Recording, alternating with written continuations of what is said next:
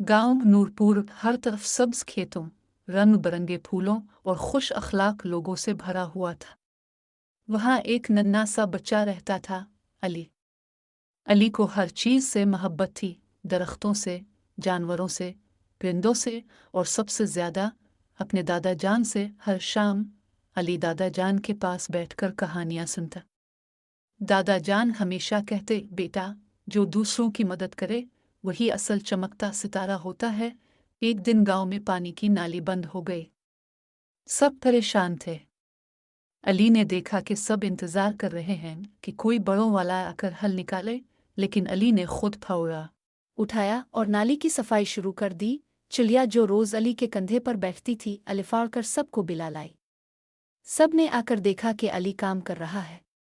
सब ने इसकी मदद की और चंद घंटों में नाली साफ हो गई।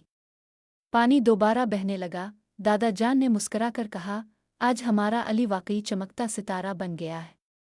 उसी दिन से गांव के हर बच्चे ने सीखा कि छोटा हो या बड़ा, जो काम दिल से करे वो सबका हीरो बन जाता है।